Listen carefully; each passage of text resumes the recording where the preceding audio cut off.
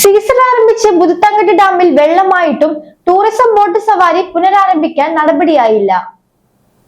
December അവസാനം ഡാമിൽ വെള്ളം പിടിക്കുമ്പോൾ മുതൽ മഴക്കാലം ആരംഭിച്ച് ജൂൺ ആദ്യം ഡാമിലെ വെള്ളം തുറന്നുവിടുന്നത് വരെയുള്ള 6 മാസക്കാലമാണ് ഇവിടെ ടൂറിസം സീസൺ. സ്വദേശികളും വിദേശികളുമായ നിരവധി ടൂറിസ്റ്റുകളാണ് സീസണിൽ എത്തുന്നത്.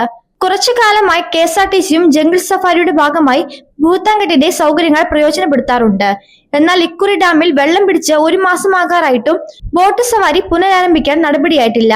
കഴിഞ്ഞ ഏതാനും വർഷങ്ങളായി ബോട്ട് സവാരിയുടെ കാര്യത്തിലും ഈ അനാസ്ഥയും അലംഭാവവും പ്രകടമാണ്. ഭൂത്താൻകെട്ടിലെത്തുന്ന സഞ്ചാരികളിലേറെയും പ്രതീക്ഷിക്കുന്നത് പെരിയാറിലൂടെ ബോട്ട് സവാരിയാണ്. നിയമ സാങ്കേതിക പ്രശ്നങ്ങളാണ് കാരണമായി പറയുന്നത്.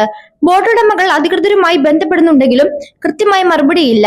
ടൂറിസ്റ്റുകൾ ഭൂത്താൻകെട്ടിൽ നിന്ന് കുട്ടമ്പുഴ വരെ ബോട്ടിൽ യാത്ര ചെയ്ത ശേഷം ബസ്സിൽ യാത്ര തുടരുന്ന വിധമാണ് ജംഗിൾ സഫാരിയുടെ റൂട്ട് ക്രമീകരിച്ചിരുന്നത്. ഇക്കുറി ക്രിസ്മസ് പുതുവത്സരാഘോഷത്തോടനുബന്ധിച്ച് ഭൂത്താൻകെട്ടിൽ വൈദ്യുതി ദീപാലങ്കാരം ഒരുക്കിയിരുന്നു. ഇക്കാരണത്താൽ നിരവധി സഞ്ചാരികൾ ഇങ്ങോട്ടെത്തിയിരുന്നു. വരും വർഷങ്ങളിലും വിപുലമായ ദീപാലങ്കാര കാഴ്ചകൾ ഒരുക്കാനുള്ള തീരുമാനത്തോടൊപ്പം ബോട്ട് സവാരിയും വിപുലമായ കാർണിവലും ഒരുക്കിയാൽ സംസ്ഥാനത്ത് തന്നെ സഞ്ചാരികളുടെ ഒരു പ്രധാന ഇഷ്ടകേന്ദ്രമായി ഭൂത്താൻകെട്ട് മാറുമെന്ന കാര്യത്തിൽ സംശയമില്ല. ലൈഫ് മലയാളം, കോതമംഗലം.